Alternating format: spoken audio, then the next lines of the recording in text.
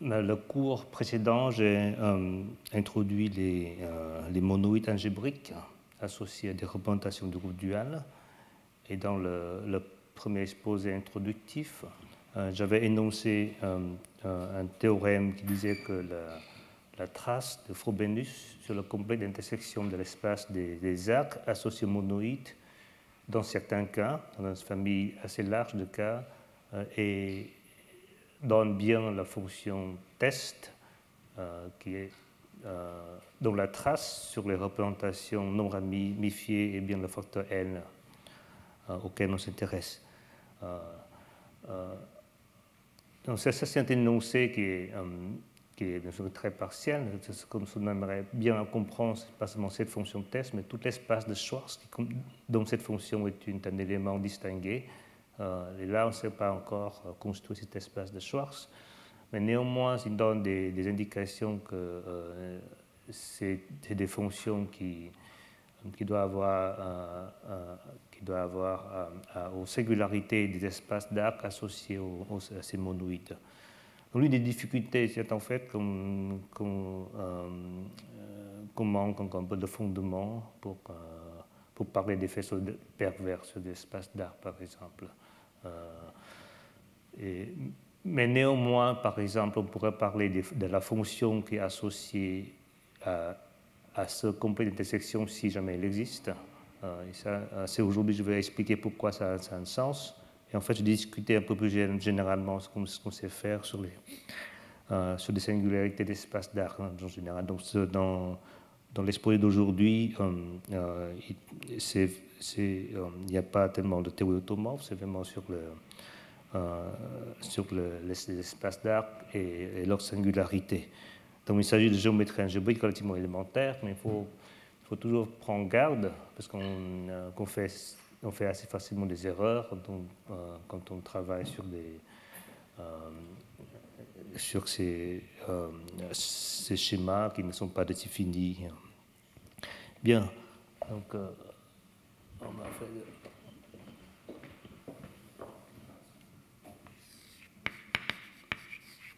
Donc, il s'agit de parler de singularité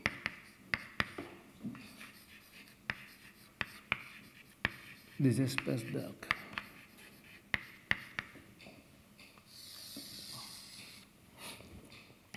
Donc on fixe un corps K, donc qui sera bientôt un corps fini. Et X, un K-schéma de type fini.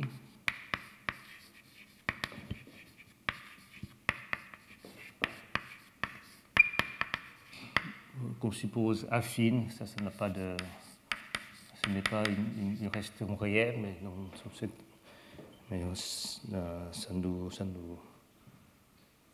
c'est pas une hypothèse qui nous embête. Donc, on a les espaces G d'ordre n, ou n-1, c'est pour tout n,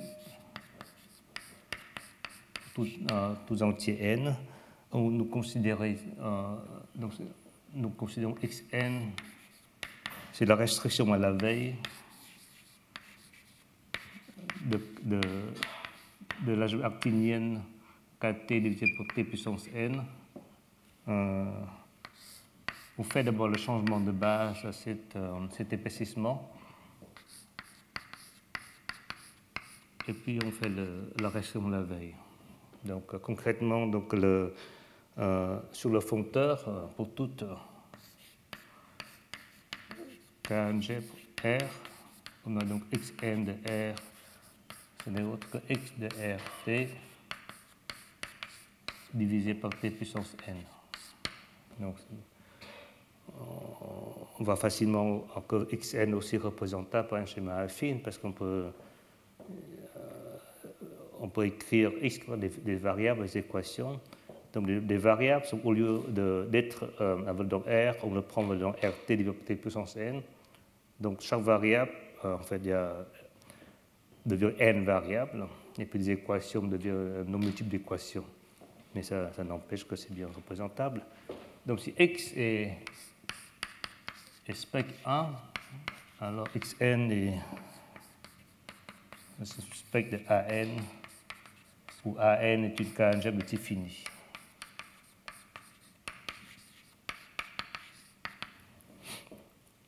Voilà, et donc on va prendre comme espace d'arc. Ça, c'est des G d'ordre n-1. Et espace d'arc.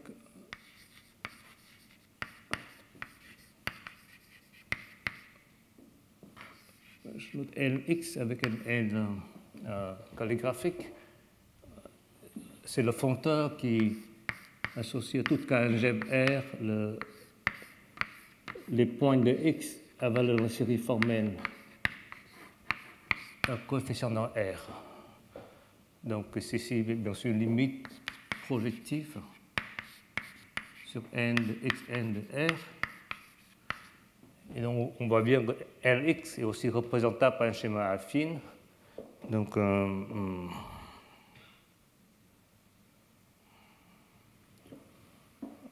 Nx, c'est un schéma affine, spectre A+, où A+, c'est ça mon limite inductif des AN. Donc, il n'y a pas aucun problème sur la représentabilité. Le problème, c'est un peu dans la singularité. Donc, le fait, c'est que si X est lisse, de dimension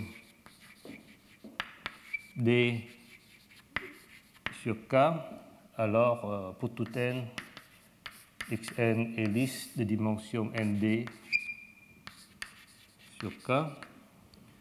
Et les flèches de transition, donc il y a des flèches de transition évidentes de Xn plus 1 dans Xn et Xn plus 1 sur Xn est un morphisme lisse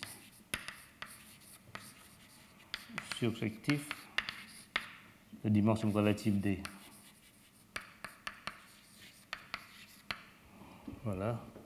Donc là, j'ai vraiment un cas qui n'a vraiment aucun problème. Donc, par exemple, on a x1, on a x2, faire x, on a x1, donc x2, c'est les points dans les nombres du haut. Donc x2, c'est vraiment le tangent de x, fibre-tangent de x. Voilà. Donc les cas plus intéressants, c'est plutôt le cas où x a des singularités. X est singulier. Alors rien de cela n'est vrai. Les faits ne sont pas subjectifs, par exemple. Mais il y a on comprend quand même comment ils sont faits. Il y a une théorie sur des papiers de Lauser, des nefs Lauser, l'intégral motivique. On arrive à comprendre à peu près le monde de subjectivité et essentiellement l'espace d'arc est un peu meilleur que les jets. Et sur l'image, il y a les fibrations, les fibres sont quand même de bonnes dimensions sur les images. Je vais m'en passer, c'est pas de quoi je veux parler. Donc on va s'intéresser aux arcs non dégénérés. Donc si on se donne un ouvert U, c'est un ouvert lisse et dense. Donc,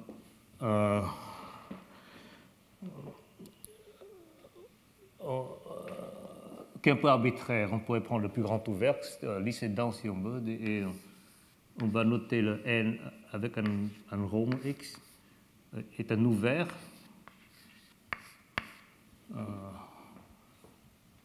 Et Z est le complémentaire de U.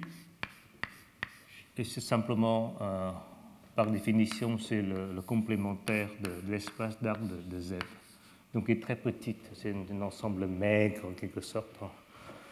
Non, c'est Nx, maigre au sens d'intégration. Et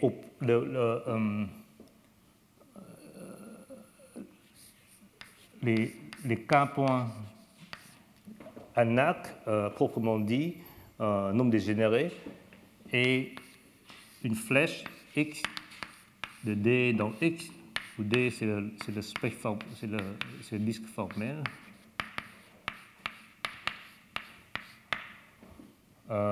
Tel que X, ça l'envoie le disque pointé donc U.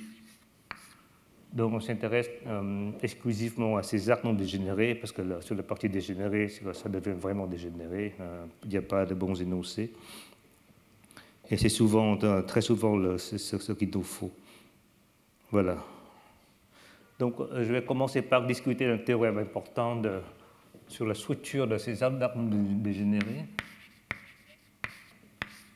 de Greenberg. C'est énoncé pour la première fois par Greenberg et Kashdan, lorsque le corps de base est le corps non complexe. Et Drinfeld en a donné une démonstration en toute caractéristique, qui est plus compréhensible en tout cas. Donc, c'est dit la chose suivante.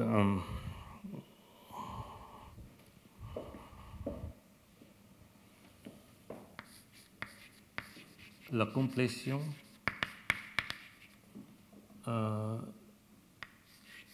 de Lx, de l'espace d'arc, en un arc non dégénéré,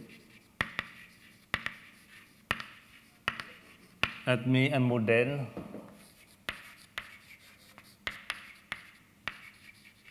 formel de Tiffany.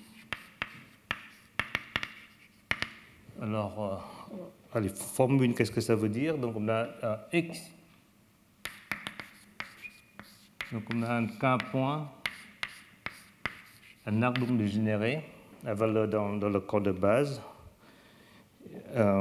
Alors, il existe un K-schéma Y de Tiffany,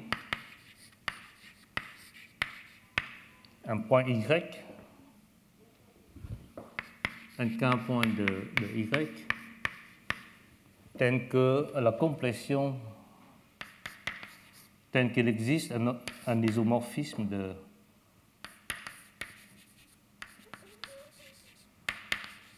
schéma formel, donc de L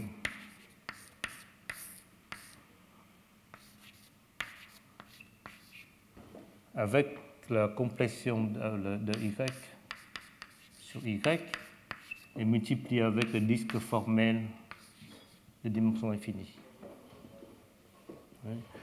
Donc ça, ça correspond à l'algèbre de série formelle, les séries formelles, algèbre des séries formelles en un nombre infini dénombrable de variables. Voilà. Donc, pourquoi c'est intéressant? Vous voyez, en chaque l'espace de G, d'ordre n, on remplace une variable par un paquet de n variables, en quelque sorte, par les équations, par un paquet de n équations. Donc, ce qui fait que quand on va lire la limite, on aura un nombre infini de variables et un nombre infini d'équations, pour complétion. Mais ce théorème dit qu'après complétion et un changement de variable astucieux, on pourra se ramener au cas où il n'y a plus qu'un nombre, il y a toujours un nombre infini de variables, parce que le nombre est infini, mais il ne reste plus qu'un nombre fini d'équations. Donc les autres variables sont libres, il n'y a pas d'équation. Donc c'est ça le théorème de... Ça, c'est Drinfeld, c'est pas de ligne.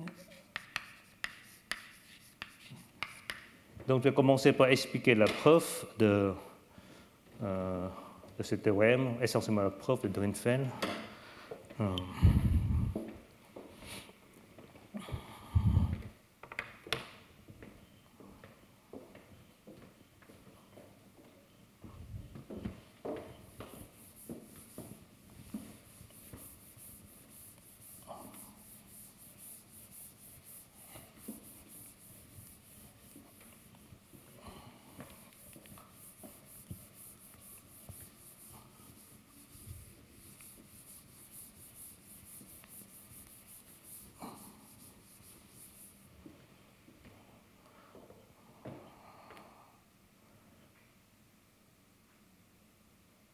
Enfin, avant d'entamer la démonstration, je vais faire une remarque. Donc, avec cet énoncé, on arrive à comprendre le complété formel des espaces d'arc en des points non dégénérés. Donc, la complétion, on y arrive, mais on n'arrive pas à décrire les LCDZ. LCDZ, c'est vraiment horrible. Donc, il n'y a pas de moyen de faire LCDZ. C'est pour ça que c'est difficile de construire une théorie des faisceaux pervers si on n'a pas arrivé à un modèle LCDien raisonnable.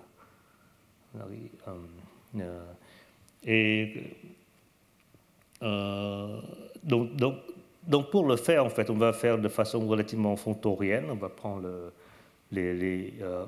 comme un fonteur, on fait des changements de variables, mais on peut le faire justement qu'avec quand l'anneau test, c'est l'anneau actinien, souvent. Et quand on a un test actinien, on a des problèmes. Donc je vais expliquer des démonstrations de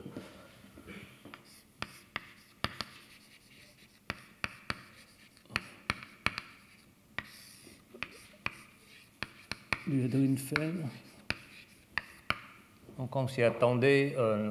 Pour faire ce genre de choses, on a ensemble des outils, c'est des théorèmes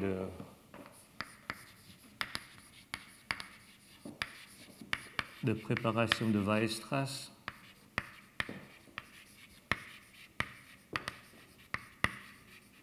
Formel. Donc on n'a pas besoin de nous occuper de la convergence. Et puis la méthode de Newton.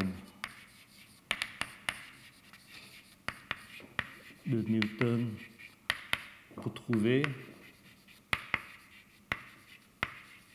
une solution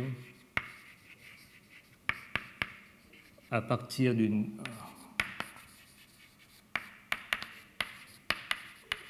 solution suffisamment approchée. La méthode de Newton qu'on apprend en doc, on prend des équations et on modifie par la dérivée, et puis on continue. Donc c'est vraiment ça qu'on fait. Et la seule difficulté, c'est qu'on le fait vraiment de façon fontorienne. Donc la difficulté, c'est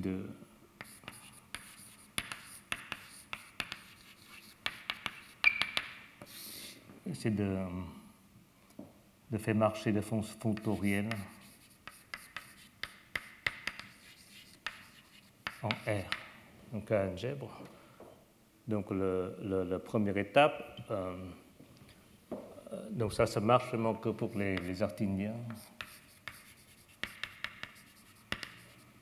La deuxième, en fait, ça marche beaucoup mieux, mais quand même, c'est pas sans restriction, c'est à restriction. R notériant suffirait dans le deuxième cas, mais pour les anneaux horribles, comme des anneaux qu'on trouve en théorie de roche péadique, ça ne marcherait pas. Voilà. Donc, commençons par la théorie de préparation de Weierstrass.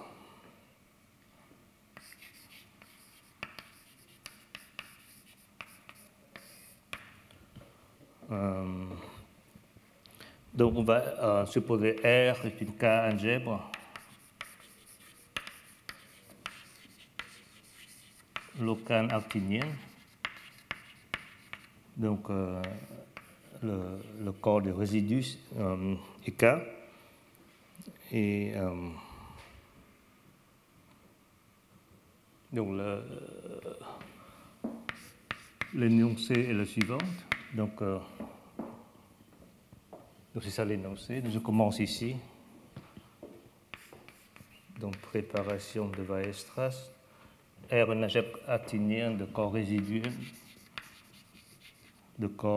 résiduel.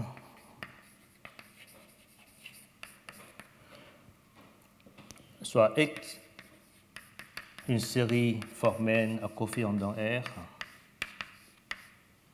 Et supposons que de réduction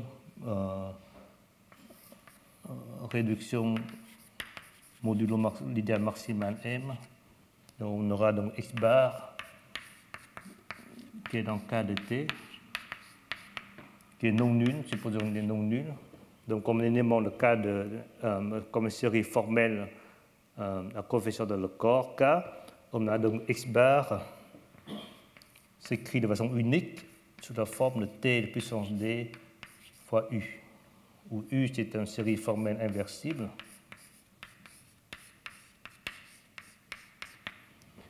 Et l'énoncé, c'est qu'il existe un unique. Alors, il existe un unique polynôme de Weierstrass de degré d.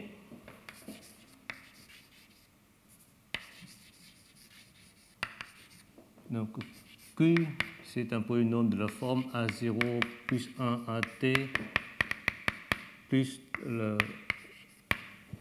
qui est unitaire, enfin, dont le coefficient au plus haut degré est égal à A. Donc, il se réduit à t puissance d modulo l'idéal maximal. Tel que x et q fois u. Donc, j'appelle ça u bar. Avec u est une série formelle dans R inversible qui se réduirait à u bar. C'est ça l'énoncé. Et c'est ça, cet énoncé ne marche vraiment que sous l'hypothèse R actinienne. Et en fait, si vous avez un peu étudié la Rachmaninoff fine, c'est vraiment l'énoncé pour décrire la Rachmaninoff fine pour le groupe multiplicatif. La Rachmaninoff groupe multiplicatif est réunion de copies du spectre formel, qui vient de ces polynômes de Weierstrass. Bon, je vais remettre la démonstration. En fait, il n'est pas si facile que ça.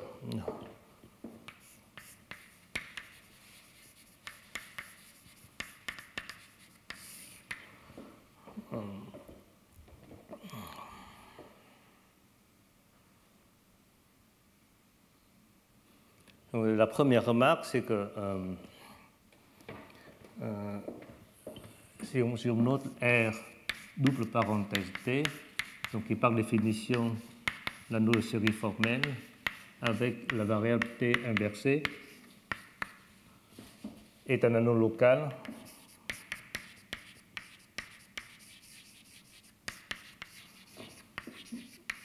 de corps résiduel. L'anneau de série de formelle de Laurent à verbe dans K. Donc, quand on divise par M, on retrouve l'anneau de série formelle. Donc, du coup, puisque donc X qui est dans R puissance T, il se réduit à X bar qui est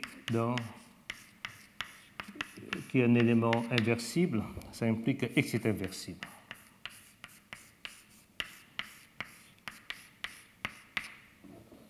X est un élément inversible comme série de Laurent à cosonant R. Donc, il est une série de formelles qui est inversible. Donc, qu'est-ce que ça veut dire? Ça veut dire qu'en fait, il existe une autre série formelle cosonant R telle que x fois y soit t à la puissance n pour aller assez grand. Parce que c'est la seule chose dont on a le droit d'inverser. On a le droit d'inverser.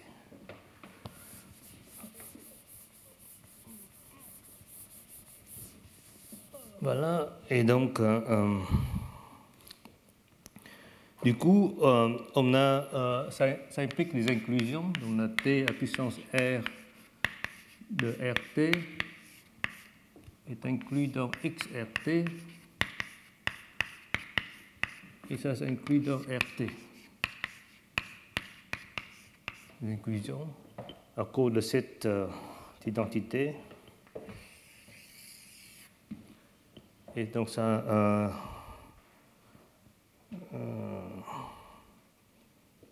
implique que le quotient de RT divisé par XRT est un R module de T fini. Donc ce qu'on va démontrer,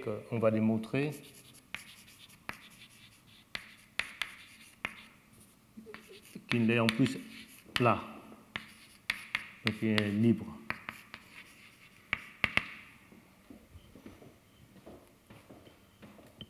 Alors comment on va faire? Donc, de nouveau, c'est typiquement la démonstration qu'on fait quand on étudie un peu plus en détail les Riemanniennes affines. Donc je dis qu'ici c'est vraiment c'est la Riemannienne affine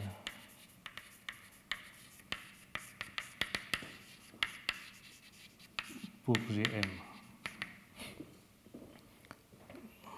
Donc pour le faire, on a un suite exact, donc on a comme c'est un suite exact de RT dans le quotient des séries de Laurent par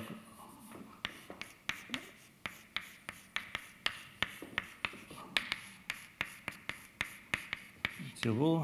On fait la même chose.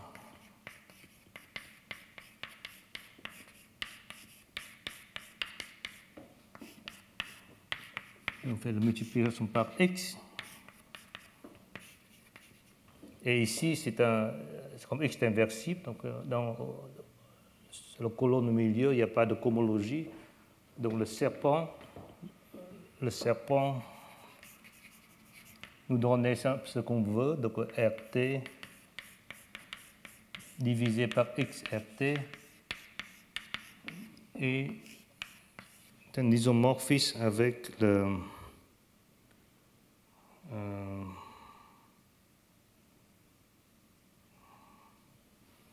donc ça s'envoie dans ceci, donc RT sur RT, ici sur X, ça donne cette suite exacte fournie par le lemme de serpent. Voilà. Et ici, on utilise le fait que on connaît bien ce quotient. Les séries de Laurent séries formelles sont toutes en n'est pas des variables en degré négatif, donc sont R plat. Et donc le noyau de ce R plat est un R plat. Ça implique que celui-ci est plat. Vous voyez que l'astuce ici, c'est en fait que c'est toujours dur de démontrer qu'un quotient soit plat. En utilisant les séries de degrés négatifs, on change en un noyau, plutôt un quotient. Donc c'est plat. Donc c'est un plat de T fini, et R locale, en fait, c'est une module libre. Donc ça nous donne le polynôme. Donc on va démontrer. Q est défini comme le polynôme caractéristique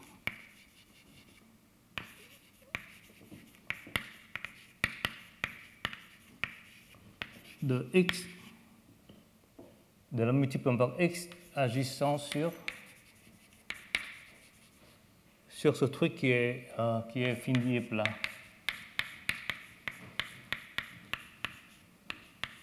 Multiplié par t, pardon. X sera 0. Donc par le théorème de Cayley-Hamilton, on aura donc Q, si on applique Q à T, donc Q va être nul. Donc Q est dans XRT. Donc Q, c'est un polynôme unitaire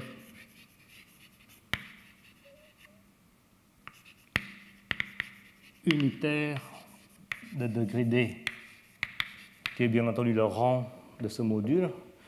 Donc ça, c'est un plat, donc le rang, on peut réduire modulement l'idéal maximal. Donc voilà le Q. Donc on a déjà X égale à Q fois U. Donc il reste à démontrer que ce U est inversible. Donc ça, c'est assez facile. On a donc on a ce morphisme.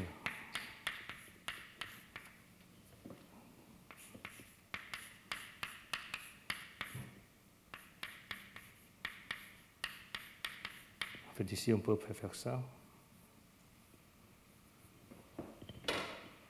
Ici, des polynômes. Et les deux sont des R modules finis et plats de rang D. Et donc, pour les montrer sur un isomorphisme, pour les montrer sur un fibre spécial. Donc, il y a un isomorphisme. Après la réduction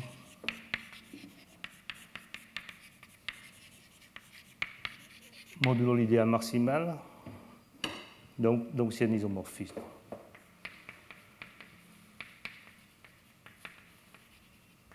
Donc en fait, le module engendré par Q et le module engendré par X, donc la différence des deux, est bien un élément inversible.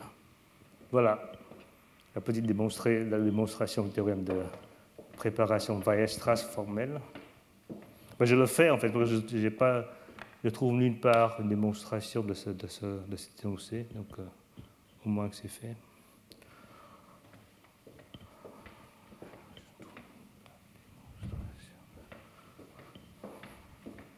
Il y a des questions?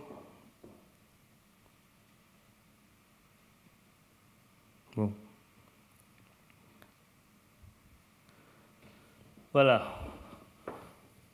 Maintenant, on va étudier cet espace d'arc par la méthode de Newton. C'est vraiment la méthode bébête de Newton.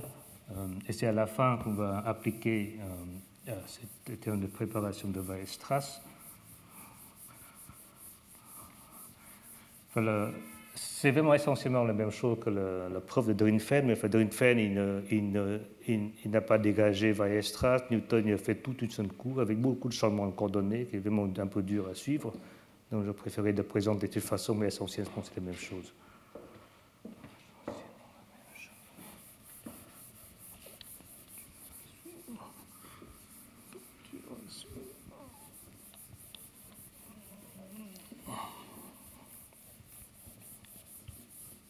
Voilà. Donc, il y a une réduction, bon, on va supposer. Il y a des réductions à ce cas-là, je ne vais pas expliquer, mais on peut supposer que X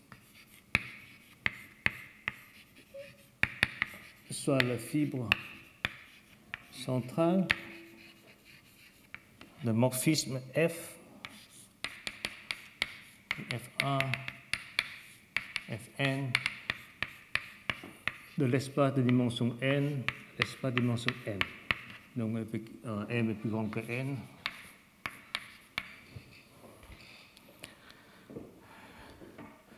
Et donc, comme je dois fixer comme des notations, parce que c'est des calculs, si on ne fixe pas des coordonnées avec des notations raisonnables, on va s'embrouiller assez vite. Donc, le premier paquet de coordonnées sont un peu muettes, donc c'est x1, xm moins 1, donc on va jouer sur les n dernières coordonnées, n, et si on pense un peu au cas, c'est que c'est fini en fait, mais donc on les laisse ici, et donc on va calculer les dérivées partielles de f par rapport à ces dernières variables. Donc on a c'est la matrice des dérivées partielles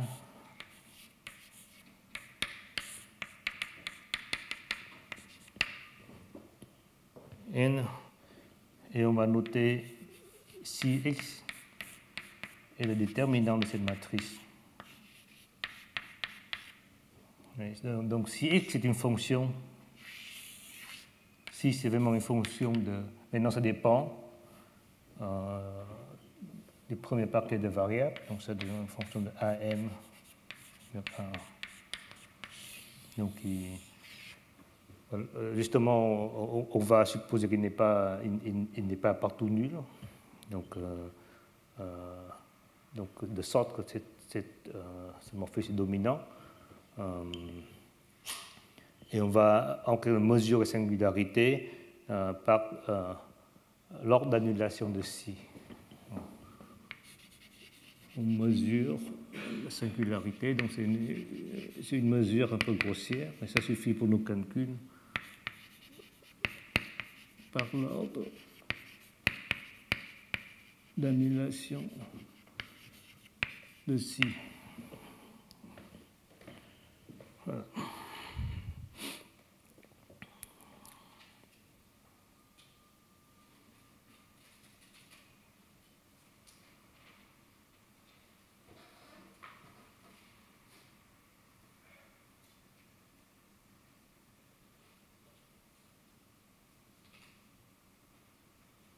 Et à la fin, on va appliquer le Weierstrahl à cette fonction-là. Mais la méthode de Newton,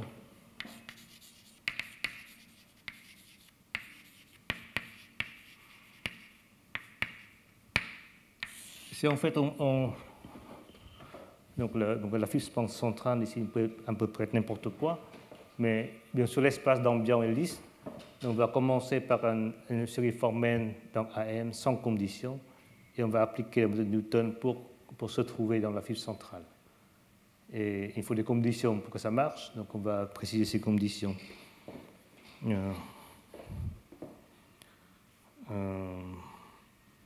Donc commencer par un X dans un arc dans AM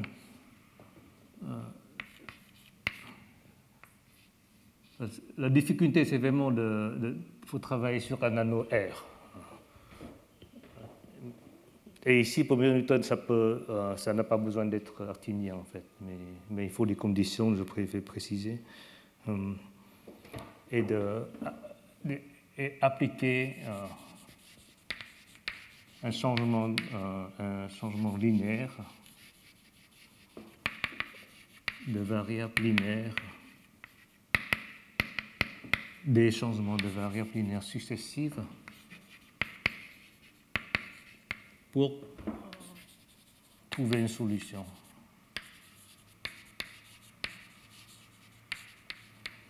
Alors, pour le formaliser, je vais écrire un diagramme. Donc, on a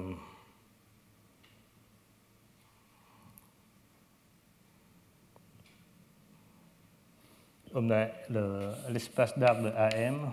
Donc, c'est là où on va commencer. À l'intérieur, on a l'espace d'arc de X, du truc central. Et puis ici, on va faire le changement de variable linéaire. Donc, on va faire le LAM fois LAN. Ici, c'est un peu astucieux. Ici, on va faire le X à V. On va l'envoyer sur X plus T si X de V. Vous voyez, il faut modifier par l'ordre dérivative. Je ne vais pas refaire le calcul de Newton, mais c'est ce qu'il faut mettre.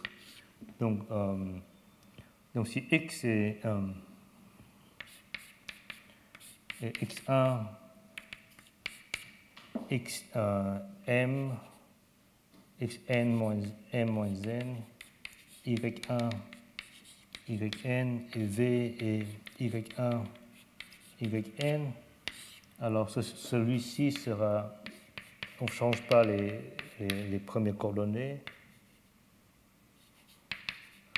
mais après on va multiplier par, on va faire Y1 plus t si x v1 et ainsi de suite. Donc ici, en fait, ça veut dire qu'on ne va pas... plus l'ordre d'annulation de si est grand, moins qu'on modifie. Donc ça dépend de x. X ne doit pas être plus loin de la fibre centrale qui est autorisé par ce déterminant. Donc, bien sûr, ce qu'on va comprendre, on va former ce diagramme cartésien. Oui, par construction, on va ajouter, donc ce morphisme n'est pas méchant, ce morphisme est formellement lisse.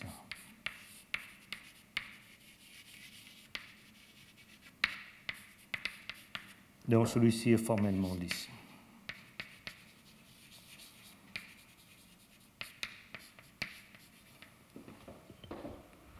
Donc on va chercher un modèle au lieu de Nx. Donc ce qu'on va démontrer est plus faible, mais ce qui nous suffit, c'est de chercher un modèle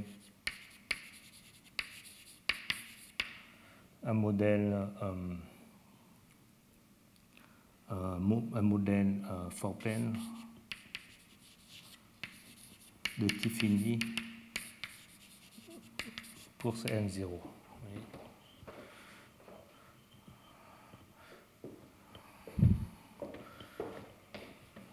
Bon, ça paraît tout un peu bizarre pour l'instant, mais ce que je fais, c'est de copier la méthode Newton. Oui. Et ça, en fait, c'est pour être fait de façon plus canonique, en utilisant des espaces d'arc, mais il y a des groupes de Newton, des choses comme ça, mais je ne veux pas trop développer ce formalisme, qui pourrait être utile pour d'autres raisons, par ailleurs, mais je ne vais pas en faire trop, parce que je vais contenir tout cela dans un cours.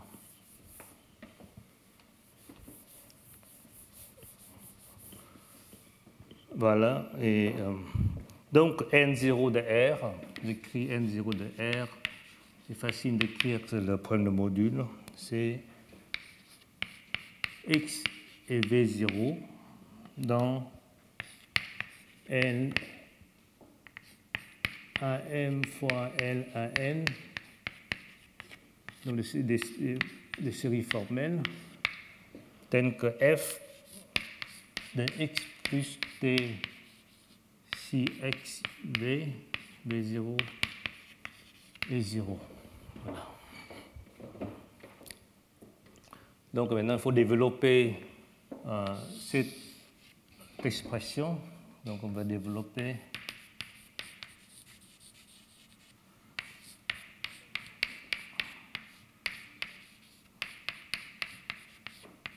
par développement de Taylor.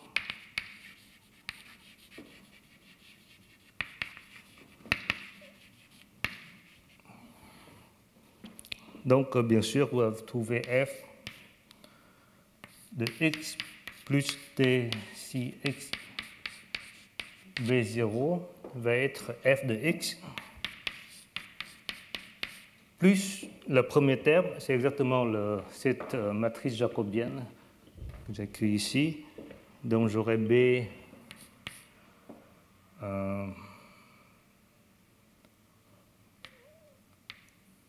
b de x, donc ça c'est une transformation linéaire appliquée à ce vecteur, et ça c'est un scalaire, donc je peux le sortir, donc t si de x, bx, v0. Et ensuite j'ai d'autres termes, donc, mais l'autre terme en fait il se trouve qu'il aura un carré de ça, donc j'aurai quelque chose comme ça, t. Et là, ça n'a pas d'importance, avec un H, une sorte de hessienne ou n'importe, de x v0. Tout ça, c'est algébrique. C'est ça l'expression que j'ai. Et bien sûr,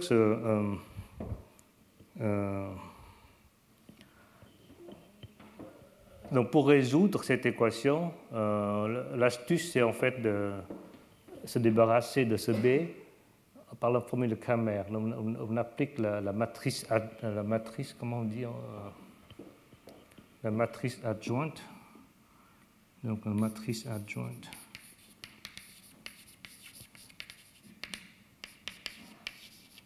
de Cramer, que je note B chapeau. Donc, on fait B chapeau fois B, va être seulement déterminant. Donc, on aura B chapeau. Ce qu'on trouvera, c'est B chapeau de X, Fx. Donc, c'est une matrice qui dépend de X. Donc, on applique à F de X. Et donc, le deuxième terme simplifie, ça devient un scalaire. Donc, et ça me multiplie par T, donc ça monte T de 6x au carré de V0. Donc, il est sympathique. Donc, après, le reste n'a pas d'importance. Donc, on aura le reste, c'est T au carré, 6x au carré, de B chapeau, de H de X, V0 égale à 0. Voilà. Donc, c'est ça l'équation qu'on va résoudre. Mais c'est ça, il y a un problème ici, c'est que on a cette égalité implique cette égalité pour tout, parce qu'on applique une matrice. Mais pour l'inverse, on a l'inverse n'est pas toujours vrai. C'est essentiellement parce qu'on est dans la série formelle, comme multiplie la série formelle, ce n'est pas toujours injectif, même avec des anneaux un peu bizarres. Donc l'inverse est vrai. Est vrai lorsque j'appelle le nidpotent infini de R est 0. Donc, ce n'est pas seulement nidpotent, mais ça c'est l'intersection sur tous les entiers n, pour tous les p de p à puissance n. Donc, si seulement l'intersection sur p, c'est l'idéal nidpotent, mais on prend même les puissances de p. Et quand ceci est nul, les deux sont équivalentes. Donc notre calcul qui est basé sur la méthode Newton devrait se restreindre à cette classe d'anneaux. Justement des anneaux comme on extrait un nombre infini de racines de racine énième de P, et puis prendre le fils spécial, ça va violer cette hypothèse. Mais bon, c'est pas grave, je ne vois pas pourquoi. C'est juste, en fait, c'est juste, faut mettre en garde des erreurs possibles, plutôt que, je ne sais pas, je ne vois pas ce qu'il y a de profond dans cette histoire. En tout cas, donc, on va laisser cette hypothèse, donc supposons qu'une ligne infinie de AR est à 0. On se restreint à ce cache d'anneaux, donc des anneaux notériens satisfait cette hypothèse. Alors on a le lemme, donc qui est en quelque sorte de façon formalisée la méthode Newton, c'est que N0. Si on prend NA, quelque chose beaucoup plus simple, c'est X et V1 dans NA à la puissance M, NA puissance N de R. Avec une équation plus simple, c'est que B chapeau de XFX plus T si X au carré de V1 à 0. Donc on a viré le terme au plus haut degré. Donc ça devient une équation linéaire. Alors on a N0, on a un isomorphisme fonctoriel, on a une bijection fonctorielle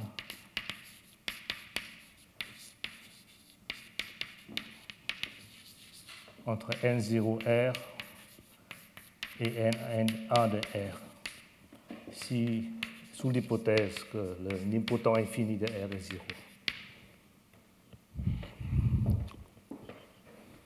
Donc, on a cette hypothèse du nouveau parce il y a cette équivalence, on peut appliquer le B chapeau dans cette équation. Mais une fois comme est ici, c'est simplement c'est le terme de point fixe de Banach. Donc, on a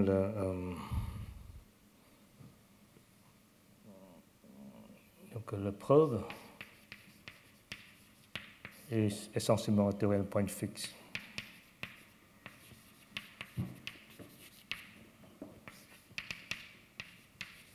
Donc, quand on a un endomorphisme contractuel, il y a un seul point fixe. Donc, si H, c'est une application polynomiale de AN dans AN, polynomiale, donc on prend le RT. Ça fait un peu peur de travailler avec un R arbitraire, mais enfin ici, ça n'a aucune difficulté en fait. La difficulté se trouve là où on ne s'attend pas, c'est ce truc, injectivité. Et donc on va faire l'application de V0 dans V0 plus T de H V0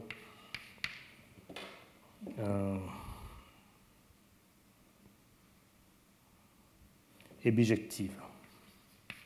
Donc c'est ça l'énoncé. Donc le changement de base, ça c'est V1. Donc on veut que ça soit bijectif, et quand ça devient que si on prend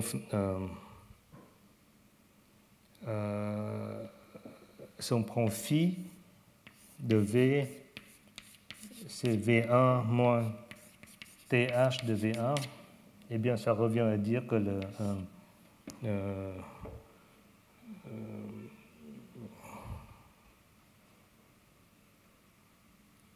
donc quand on prend ça, ça revient au terme de point fixe. Ça revient au terme de point fixe. Je vais me tromper dans les coordonnées, mais il y en a une contractante et le métrique qui s'apprend sur le degré. Donc,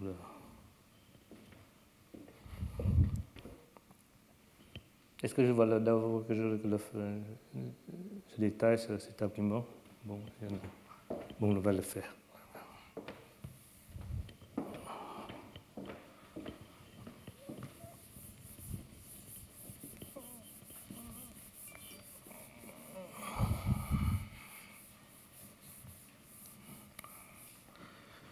Donc l'application, c'est le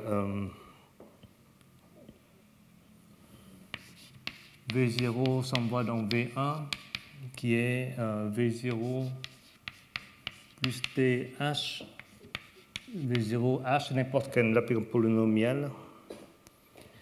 Et donc on veut résoudre cette équation. Donc, cette équation, ça revient à dire que V0 et V1 moins TH V0. Donc ça veut dire que V1, c'est le point, V0 est le point fixe, c'est un point fixe de l'application. Ici, il n'y a plus de géométrie du tout, c'est une espèce de... C'est un truc bébête sur les ensembles, sur les métriques. Donc on prend 2V, donne V0 moins T H V. C'est V1. Et comme ça, c'est phi. Et phi, c'est contractante.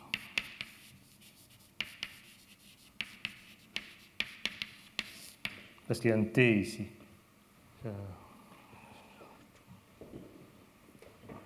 Voilà.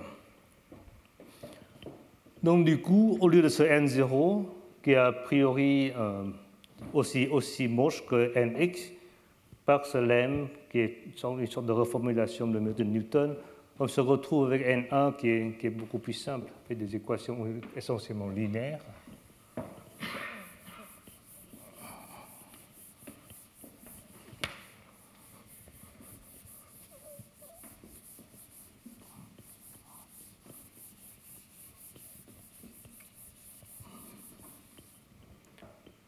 Donc maintenant, on travaille avec ce N1 de R, donc c'est deux variables X et V1, X dans l'espace d'R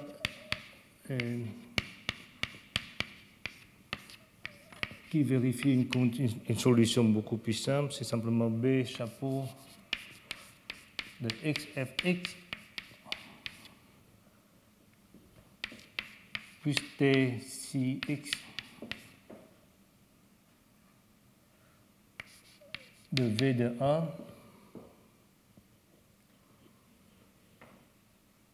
égale à 0. Donc jusqu'à maintenant, on s'est débrouillé pour le faire sur des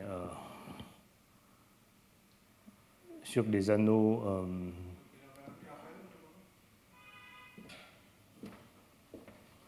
Non, oh, il y a un carré ici, pardon. Oui.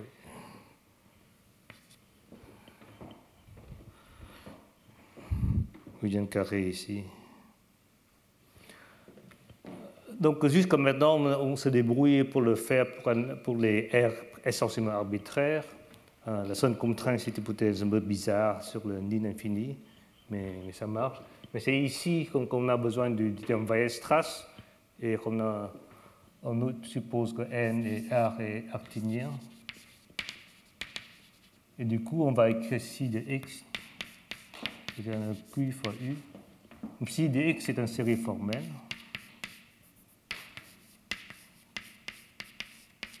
Suppose non nulle.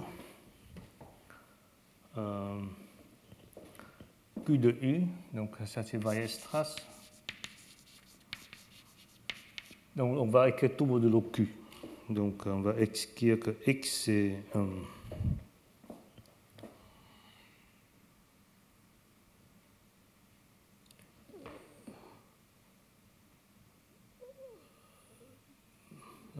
donc ça c'est plutôt 5 carré. Excuse-moi, moi je ne vois pas de carré en fait. Non, il y a le carré parce qu'il n'y a pas de carré ici, mais quand tu appliques la matrice adjointe, B chapeau B, ça te fait sortir un autre si. Mais sorti alors dans la ligne suivante. Donc ici il y a un si carré ici. Si carré vient de quoi? Donc si c'est les déterminants de B. Ah, ça vient des déterminants. Oui, et pour résoudre cette équation, donc, on va ignorer ce terme, on va appliquer le truc de Cramer, ça fait sortir un déterminant, ça fait un si carré ici. Ça vient de B chapeau, oui.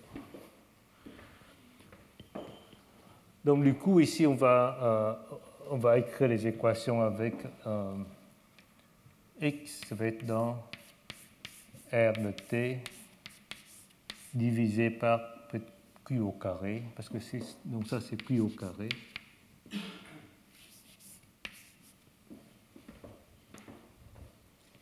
Donc ici, on va essentiellement dire que ça devient que t de 6x au carré divise ce déterminant. Mais ça marche aussi, une fois que c'est une division, on trouve un unique V1, de nouveau avec cette hypothèse ni infini égale à 0, sinon ce n'est pas injectif. Donc cette hypothèse est de nouveau utilisée, mais de toute façon on suppose artinien, donc il n'y a pas de problème pour ça. Et donc on va trouver on va représenter tout avec x modulo rt pour t au q au carré. Donc ça devient une équation. Ça devient essentiellement une équation.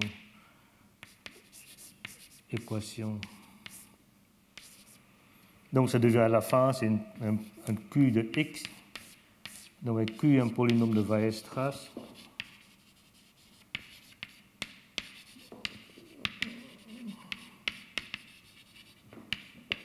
De degré d. Et x c'est quelque chose à cause de ce carré, ou peut-être un t, je mets un t ici, donc rt divisé par t au carré. Donc le reste, c'est des variables, maintenant ça devient libre, il ne joue plus de rôle. Donc ici, ça donne le modèle.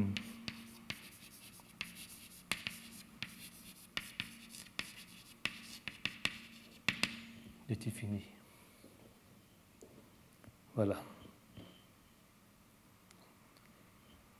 Non, je n'ai pas fini. encore 15 minutes. Donc, on a démontré ce théorème de Greenberg, Kashdan et Drinfeld. Et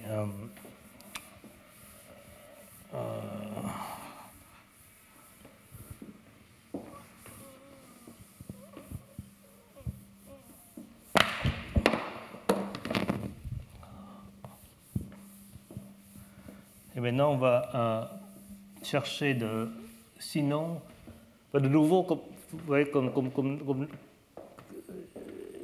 ça marche essentiellement que pour les nipotents. Donc, on a l'accès que le complété formel. Donc, on n'arrive pas à parler des faisceaux pervers parce qu'on aurait bien mis des voisinages étals. Et les voisinages étals n'ont pas l'air d'être des finis. Je crois que ce n'est pas possible. Mais au moins, on pourrait parler de la fonction. Donc, c'est de parent pauvre, le complété des sections. Donc X, c'est un schéma de T fini sur K, donc contient U en ouvert lisse. Et donc, on a X qui est dans un arc non dégénéré, donc il envoie le disque pointé dans l'ouvert lisse. Et là, on sait qu'il existe un Y, un schéma de T fini,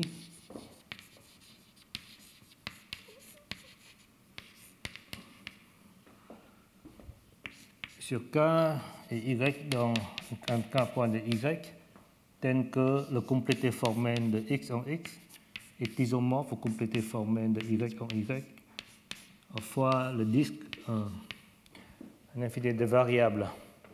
Eh bien, je vais définir je vais définir la fonction d'intersection appliquée au point X simplement comme la forme d'intersection sur ce modèle de T fini. Donc, c'est la trace de Frobenius sur le complet d'intersection de Y en le point Y. Donc, c'est comme ça, on définit la fonction, on prend le modèle, on prend le complet d'intersection en dimension finie et on y prend le complexe. Donc, pour ça un sens, il faut démontrer l'indépendance du modèle. Donc, c'est ça, je vais en finir là-dessus. Donc, il faut l'indépendance.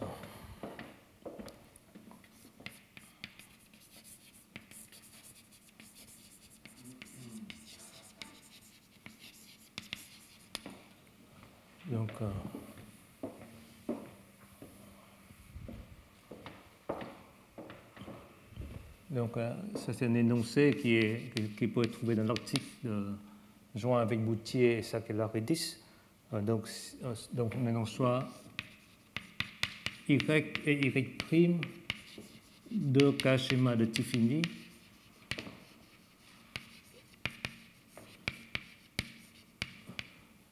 Et Y est un point dans Y, et Y', un point dans Y'. Tel que les complétés formels sont équivalents, donc c'est après multiplication de FD infini, c'est la même chose. C'est isomorphe à Y'.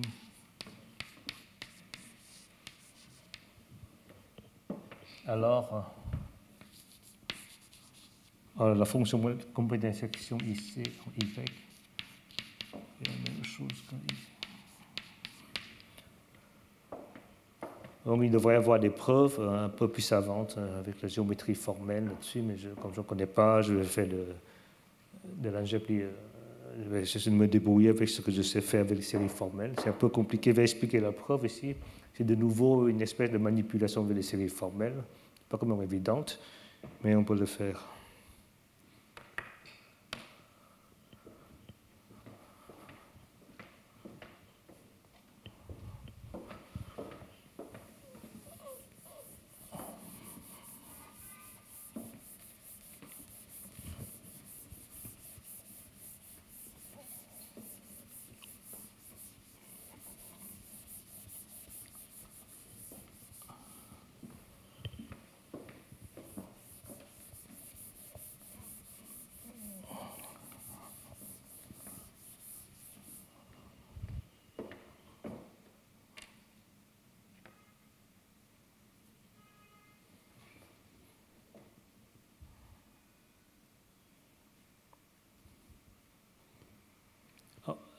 Donc en fait, il suffit de, dans la preuve,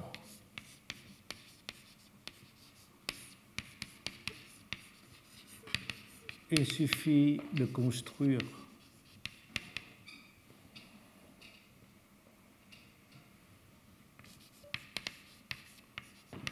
un morphisme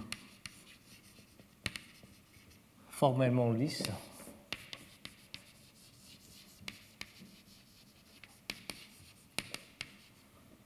de y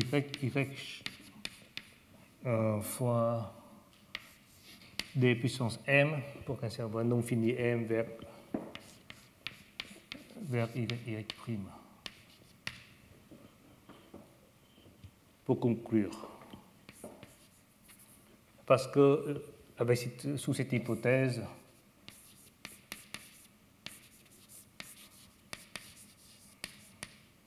on peut appliquer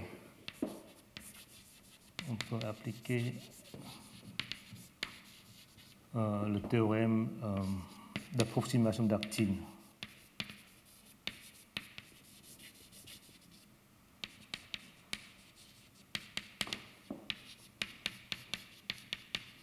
Donc, quand on se retrouve dans les dimensions finies, T formens peut être approché par les anneaux T finis, et le morphisme formellement lisse peut être approché par le morphisme lisse. Donc, on n'a pas de difficulté. Donc, on aura l'énoncé. Mais ce qu'il faut vraiment faire attention, c'est que le morphisme qu'on va construire ici, ça peut rien à voir avec le morphisme qui est donné.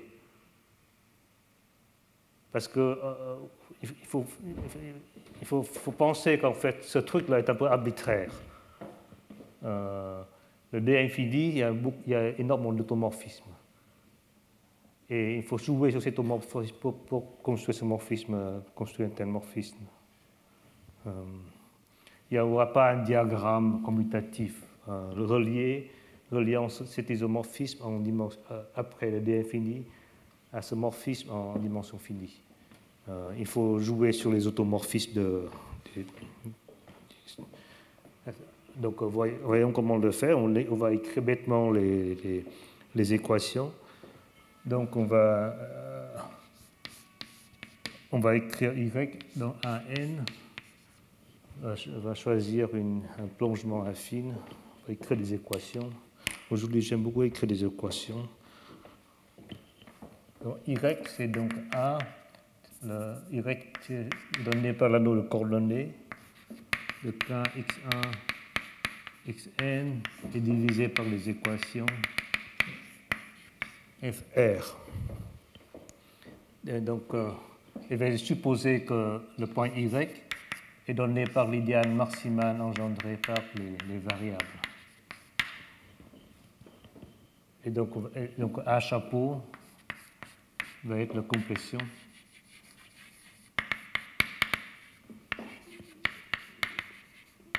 de A en M. Et donc, on aura A plus va être A. On va ajouter un nombre infini de variables, donc U1, U2 à l'infini.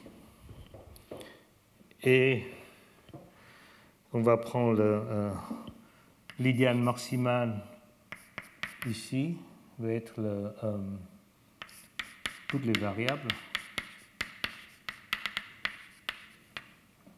Et donc, on va prendre le A chapeau plus, va être la complétion de A plus par rapport à M plus. Donc, ça, c'est les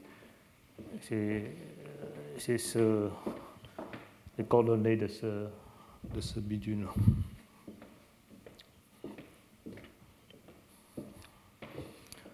Voilà. Donc, de nouveau, on a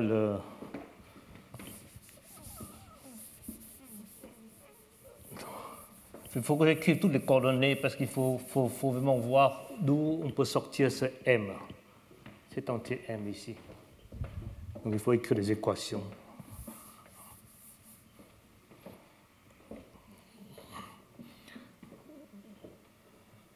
Donc, on a aussi les M plus.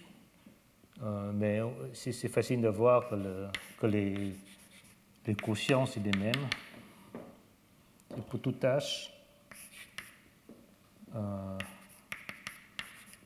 le quotient avant complétion et après complétion est le même.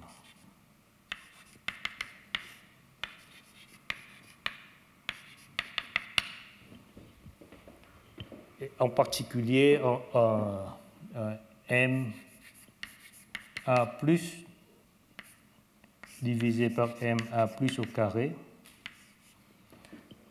c'est l'espace est engendré. C'est ça le point clé en fait. Engendré par ces x1, x2, xn, u1, u2.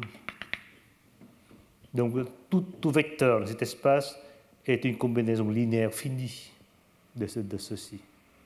Donc bien sûr on utilise des variables, mais on n'utilise qu'un nombre fini de variables qui suit. Donc ça explique le fait. Donc de l'autre côté, on a pareil, on a y'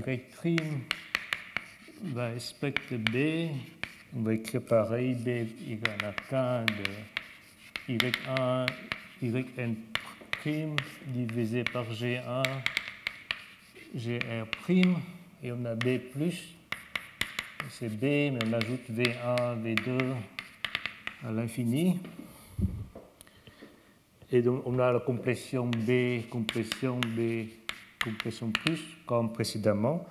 Donc, on se donne cet isomorphisme phi plus qui va de A plus dans B plus. Comment on va se débrouiller pour retrouver en dimension finie? Donc, on va avoir phi on va noter phi i. C'est phi plus de xi qui va être dans en faisant l'idéal maximal de B+. Donc ça va être dans le Y1. Il existe M, donc c'est le M qu'on veut, tel que pour tout I de 1 à N, phi I est une combinaison linéaire.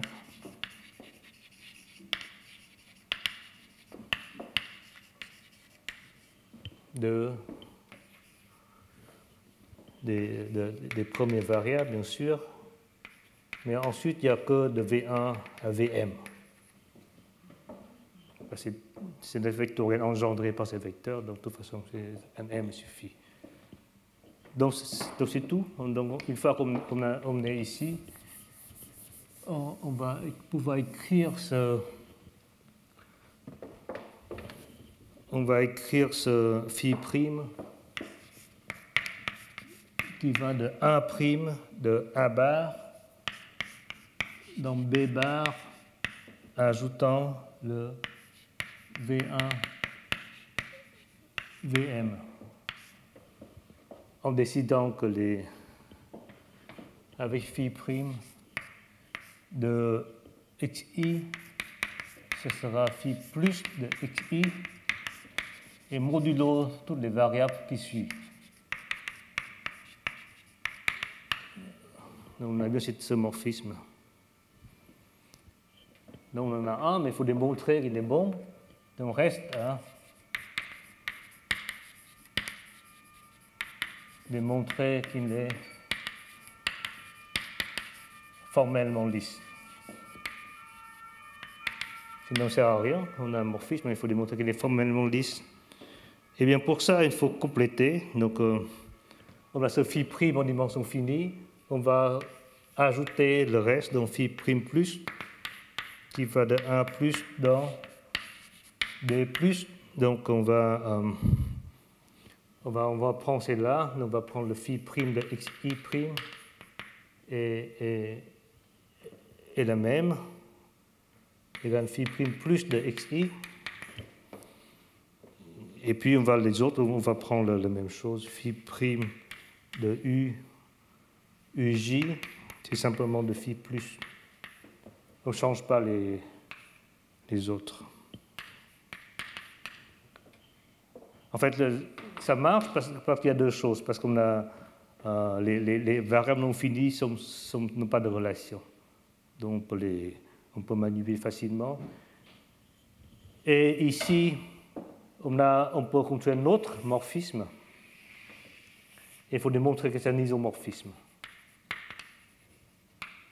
Sinon, on doit gagner parce que celui-ci, on va faire un diagramme commutatif ou avec des morphismes lisses, avec un diagramme comme ça. Et ça, c'est formellement lisse. Ça, c'est formellement lisse. Donc, le truc en bas, c'est formellement lisse. Et celui-ci est un isomorphisme parce qu'il n'est pas la même chose que phi plus, comme on a commencé, mais il est la même chose sur les gradués. Tout ce qu'on fait, c'est le phi plus et le phi plus prime. Une fois qu'on réduit dans les gradués, dans le MH divisé par MH plus 1, c'est la même chose. Donc, mais c'est un isomorphisme aussi sur les gradués, c'est un isomorphisme. Et comme sur les gradués phi plus et phi prime plus prime, sont identiques. Donc, du moment que phi plus est un isomorphisme, phi prime plus est un isomorphisme aussi, donc le phi prime est formellement lisse. Donc, on a gagné. Donc, c'est pour ça que je dis qu'il faut vraiment prendre avantage du fait que lorsqu'il y a un nombre infini de variables, il y a beaucoup d'isomorphismes. Donc, on utilise cet isomorphisme pour réduire aux dimensions finies, ce qui quand même semble qu'il faut faire. Voilà. Donc, du coup, on a bien défini ce qui serait la fonction de trace de Frobenius sur un faisceau pervers sur l'espace d'arc, si jamais ce faisceau pervers existe. Mais on voit bien que tous ces travaux un peu techniques, enfin, vraiment élémentaires, ça donne des indications que certaines théories plus riches devaient exister, mais il est encore à construire.